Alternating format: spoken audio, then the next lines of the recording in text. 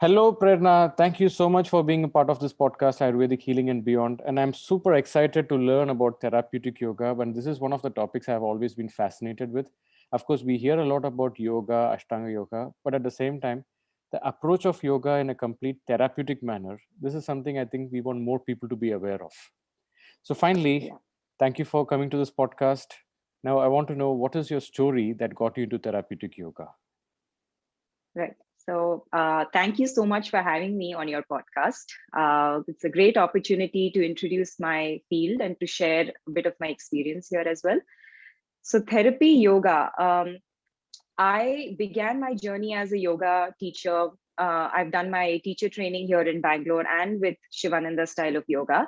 Mhm. But what drew me to therapy yoga much later in my teaching life with yoga was the aspect of being able to personalize a yoga practice entirely for a person, and just the understanding that an individual comes to you with their own personality type, Mhm. their own anatomy, their own individual goals, priorities. So it was very difficult for me when I was teaching a group session to be able to really make that true connection with a person, to be able to understand the needs and requirements of that individual, and to be able to provide everything that person needs in their practice.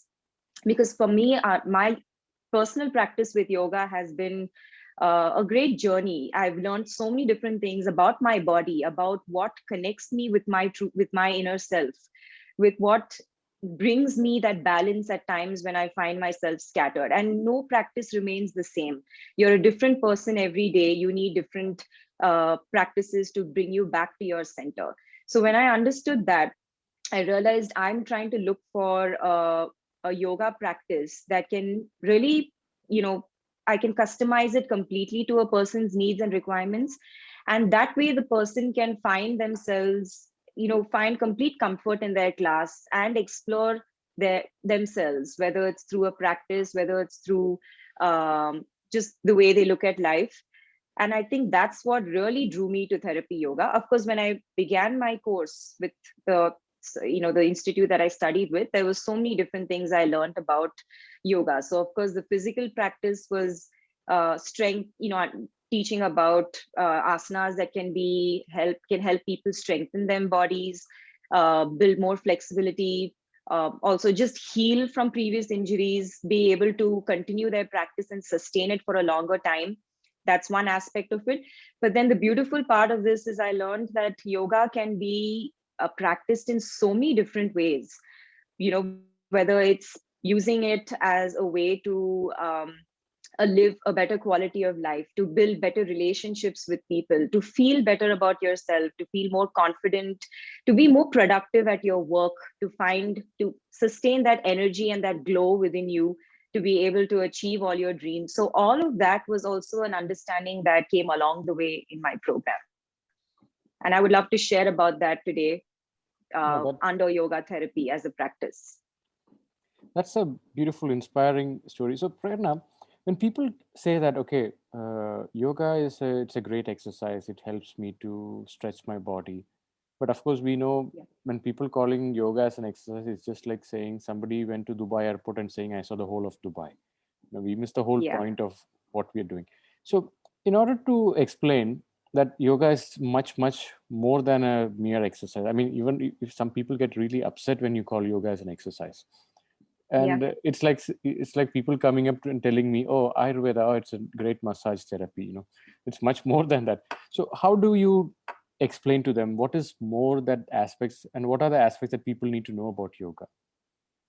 Yeah. So, well, according to a lot of yogic scripts that we happen to read in our course of philosophy, you'll be surprised that there is no mention of asanas as a very vital part of a yoga practice. Hmm. It's the purpose of yoga is to be able to meditate. It's to be able to connect with yourself. It's to be able to find balance and grounding throughout your life, and to be able to live that way, sustain that emotion in you, sustain that being.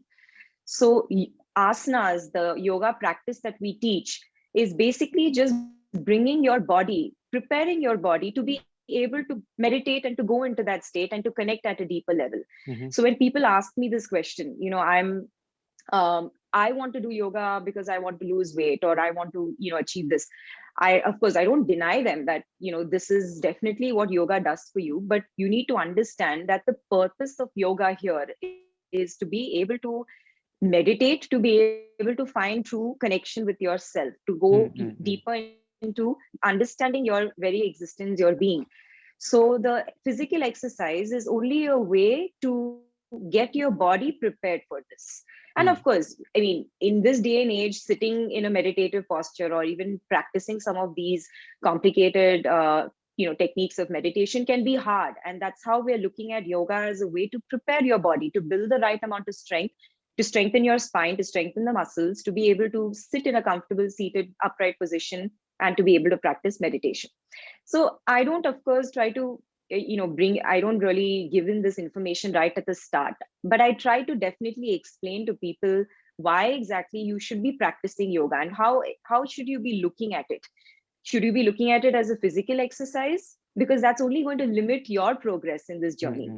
Or should you be looking at something more at a more deeper level, that yoga as a practice can guide me towards a more a happier way of living, a more content way of living, or just be free, freeing yourself from all these limitations and boundaries that you face, whether it's physical, mental, emotional, on so many levels. So that's something that I try to explain to a lot of my clients, or people who generally want to know more about yoga. This is one aspect I explain very clearly, that it is a physical exercise, but there is a larger purpose here that we're looking at through the practice of yoga. So when we say, there's much more than the physical side, the larger aspect, if there is three top things that you would like to explain about this yogic, I mean, we are definitely going and calling that it's not an exercise, it's a lifestyle. It's a way you connect with your own inner self. So what would be those aspects that you would be emphasizing on?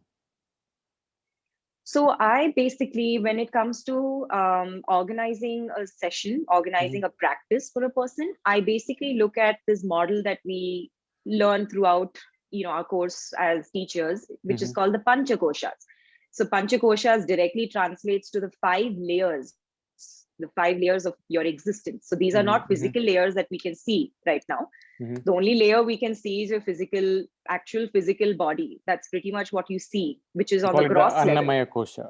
The Annamaya Kosha, exactly. So that is what you see. That is what exists because you eat, because you have all your whatever, your instincts, all of that. So this exists, which is the only basic, very gross level existence. But beyond this, we've got something called as the Pranamaya Kosha, which is the energy body, which can't be seen, but it's very much there. And people who are intuitive, and people who also have, practice different other energy techniques like pranic healing, they are a lot more in tune to their energy bodies, the Pranamaya Kosha. Then you've got the Manomaya Kosha that connects with your intellect, your understanding of the world, the knowledge that you learn, you read, you give, you explain to people. So that's your Manomaya Kosha, the intellect. Then you have the Vijnanamaya Kosha, which is basically your personality, the personality type that you live with, the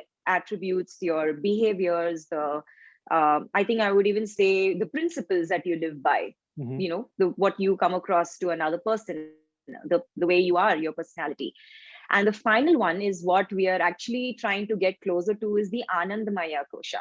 So that is your extreme happiness. It's the ultimate feeling that you want to experience in your life. Where you're connecting to the most subtle self, where you're experiencing nothing but bliss and joy. There is nothing that comes in the way, nothing that clouds you.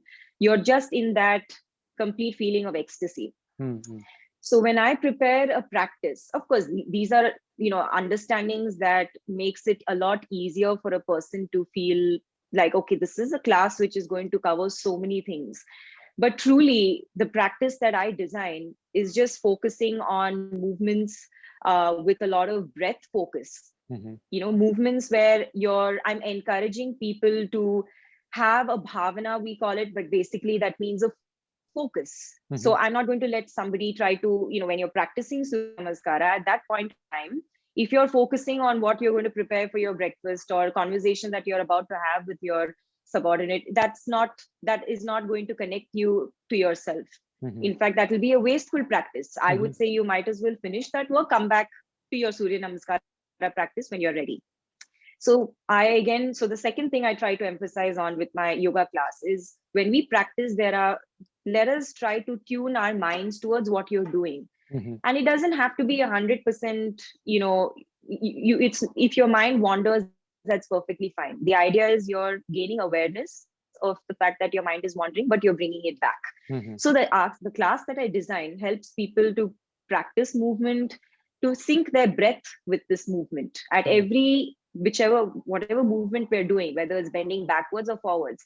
We're inhaling in one, we're exhaling out through the other, while you're practicing the other. So there is always this synchronization between movement and breath. Then we have a focus.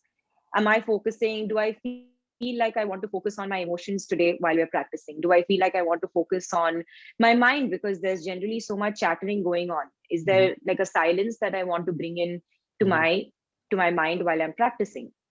And then the kind of attitude I want to have while I'm practicing, is it that I want to feel powerful and I'm trying to be overly powerful in my session? Or Mm-hmm. can I just let go right now? Can I just forget about the labels, forget about my responsibilities for the next 10 minutes while I'm practicing? So the idea is to be able to fit in these layers, to try to kind of, I wouldn't say penetrate through these layers, but you're touching them at a subtle level through this yoga practice, by trying to bring in awareness to your breath, bring in awareness to a certain area of your body. So this is pretty much what I focus on, which is another thing that I focus very close attention to in a practice.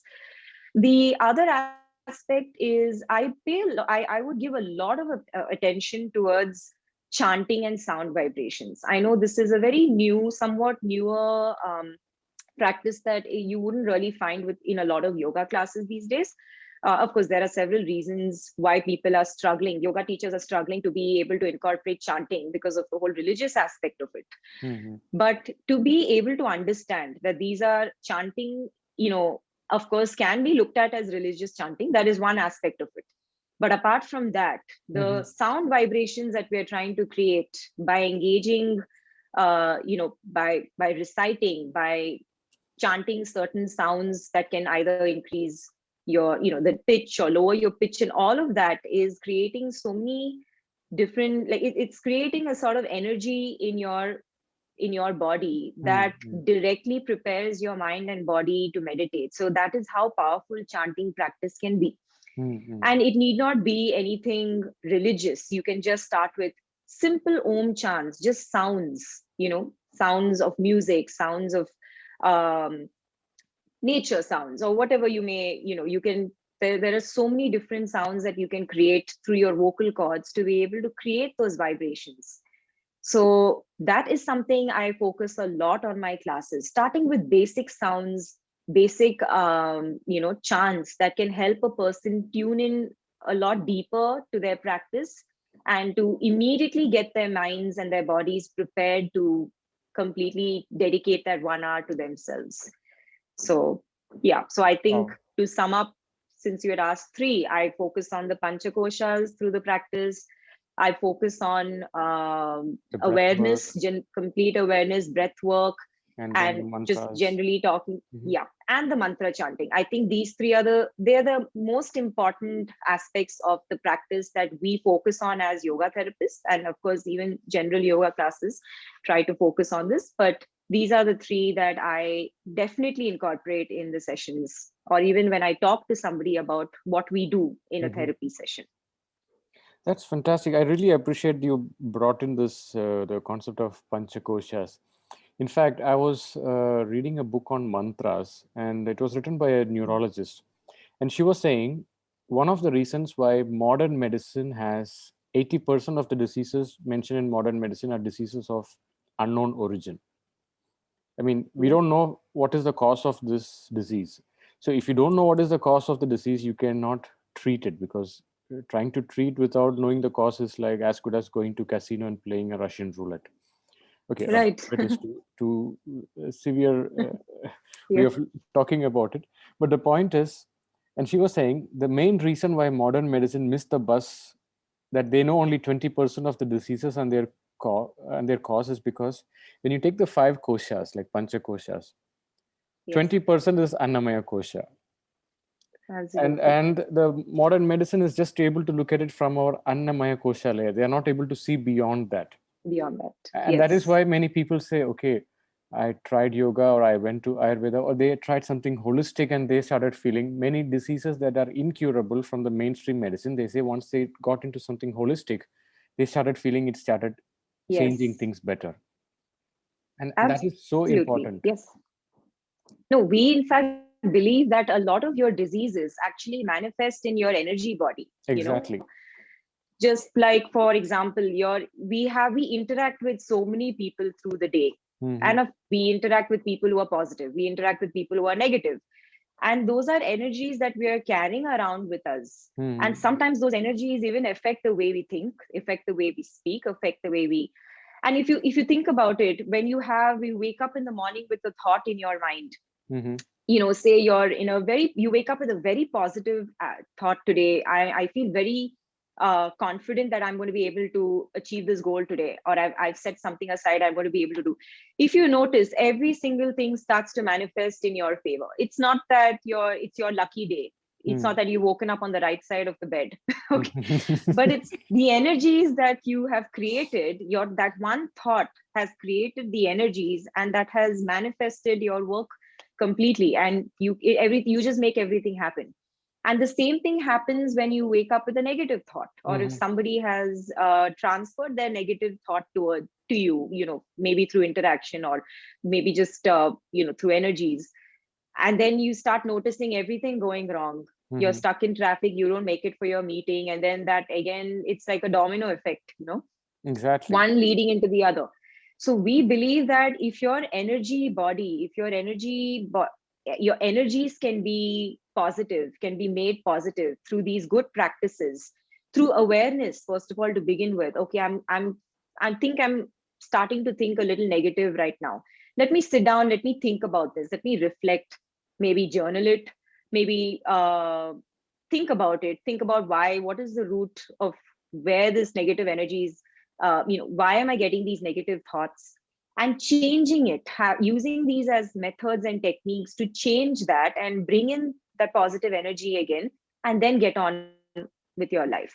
So I feel like a Mm-hmm. lot of us end up holding on to this negative energy, and that ends up going through your physical existence as well, your body, and manifests as diseases. That's why we feel most of the problems, most of the physical diseases. I'm not even talking about mental illnesses now. Just the physical gross diseases are also stemming from stress and unresolved personal Emotions. issues, Hmm. unresolved emotional problems. It's all stemming from there. Maybe that's why also a lot of medical doctors are not able to understand the root of why are people going through certain issues. They're not able to figure out why. But in Ayurveda, if they maybe stay at a resort or an ashram, and they are in that environment where they're creating that sort of positive energy around them, they're doing these the panchakarma techniques, where they're going through this whole cleanse Hmm. inside and outside, and they're meditating. All of a sudden, the disease that exists in them all just disappears, It's dissolved. because Yeah. you're really Hmm. looking at a complete change here. You're looking Hmm. at a resolution that is happening at a root level, and through all of these layers of your existence. You're not Hmm. just assuming your body is just a physical existence, and I'm just going to have this one tablet and everything is going to be resolved. It's just going to come back again over and over until you look at it from a different perspective.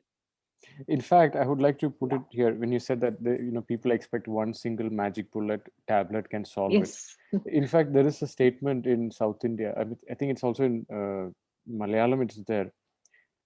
If you translate it literally, it says, "What you cannot treat with a medicine, you have to treat it with a mantra."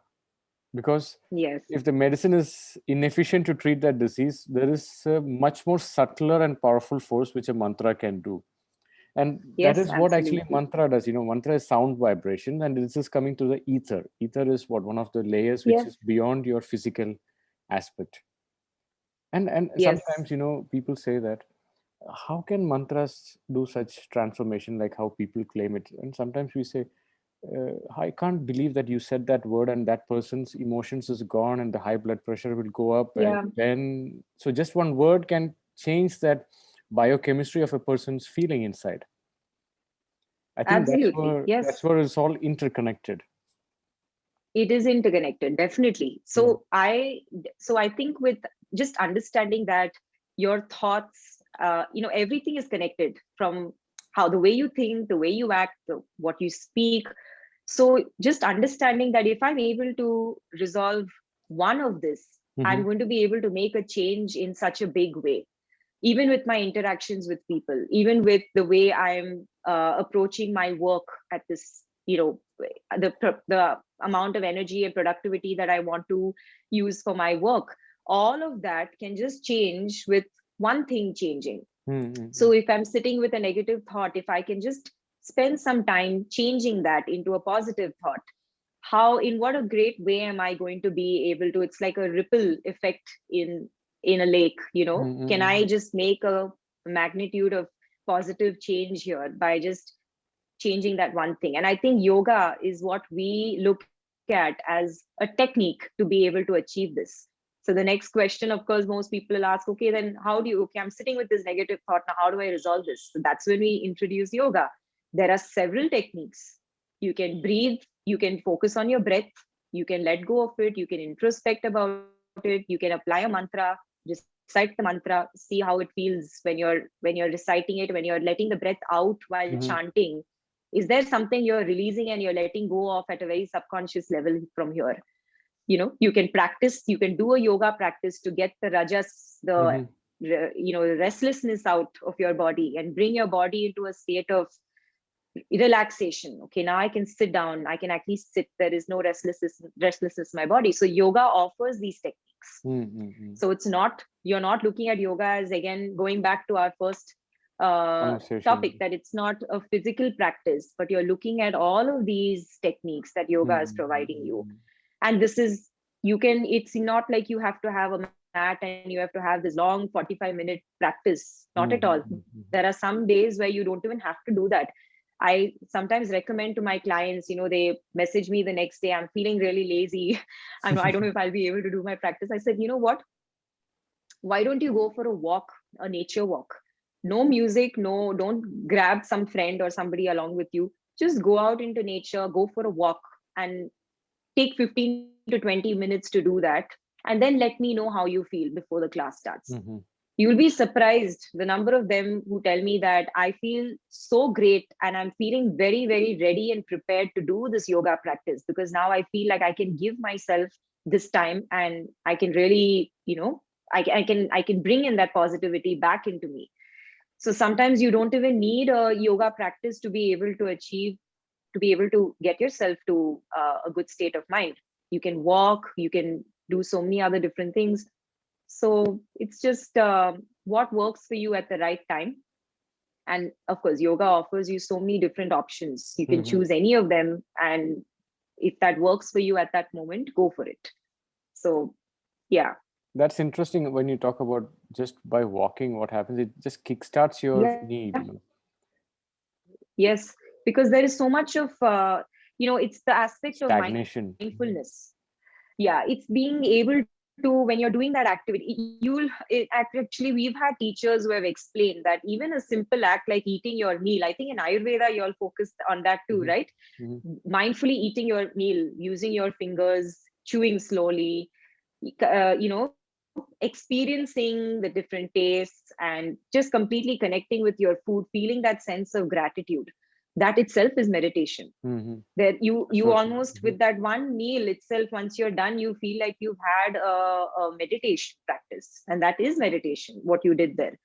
So I think that's also something we need to look at, because people are feeling like, like you said, how do you, like a beginner who comes, this is a very common question I keep getting asked. I'm not flexible, how do I do yoga? I don't know, And my thing is, no, you don't have to be flexible to do yoga. I don't know who even gave you that impression that you have to be flexible. The idea of doing yoga is to be able to move your body in the way that you are comfortable with.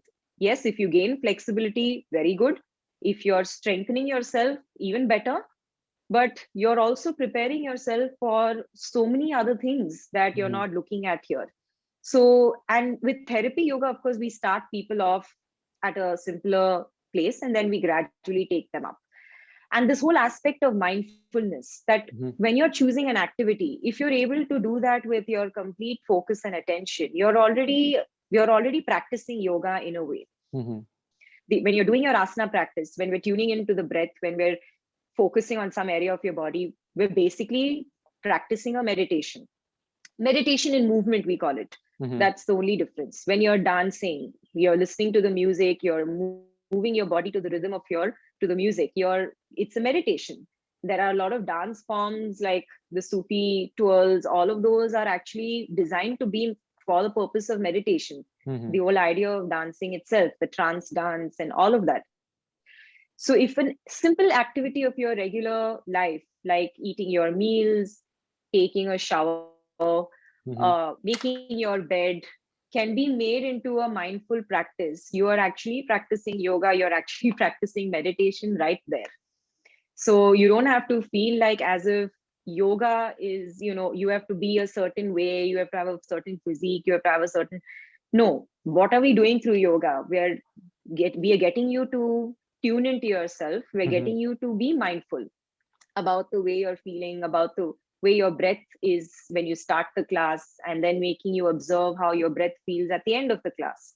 Or what is the state of mind that you walk into the class with? And Mhm. now, how are you feeling about this at the end? Or if you're being too hard on yourself, Mhm. and while you're practicing and through the end of your practice, if you feel like, yes, I'm now able to find compassion and love for myself, I'm able to Mhm. forgive myself for something that I might have said or something I might have done. So we are basically trying to get you to be more mindful and connect on a deeper level and reflect on yourself. So if a regular activity can do that for you, then isn't that wonderful that you don't have to feel like I need to do a yoga practice to be able to achieve this? But if you can apply this to so many activities that we do in the day, we're already experiencing yoga there in that form. Mhm. So this is something I find very helpful to explain to people, because most of the times people are telling me, I don't know if I can practice yoga because, one, I'm not flexible, two, I don't have the time, three, I'm there are all these people in my house, there's so many people in my house, and especially now when I'm connecting with people virtually, that is a big excuse I keep getting. There so many. I said, so what, if there are people around you? When you're on your mat and practicing, it shouldn't matter who's around you, Mhm. and it's okay, it's Mhm. fine, you're there, you're practicing, you're doing it's about what you are doing right now. It doesn't matter, the world will continue as it is, it's okay. You can't get that perfection. But I start talking about this. Okay, so why don't you go for a walk? Why Mhm. don't you take out some time to play with your children? If you have little kids Mhm. at home, instead of getting bugged by them, why don't you take out 5 minutes and engage with them in a Mhm. play? Mhm. Completely engage yourself. At that time, don't answer your phone. Don't think about your meeting that's going to happen 1 hour from now. Take that 5 minutes to engage with your children Mhm. and see how you feel.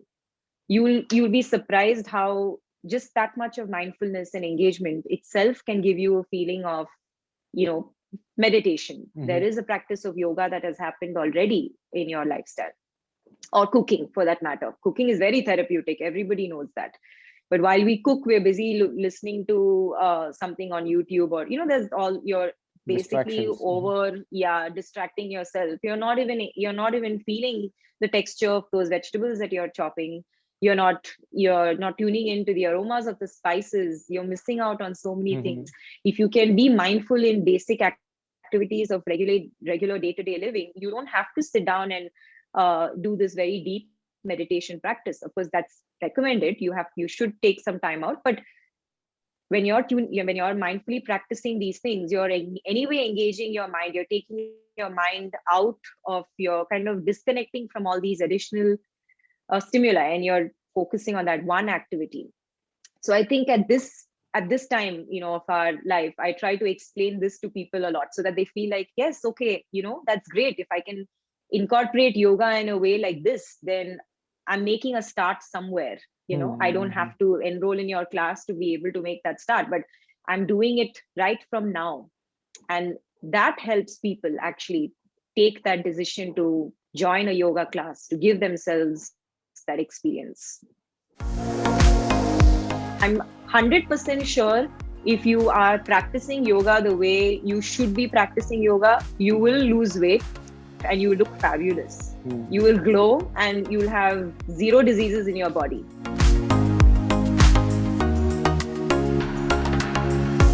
If you understand yoga as a practice, not physically doing this for you, but emotionally, mentally, spiritually doing this for you, that's when you will actually see the results of what you are trying to get at here.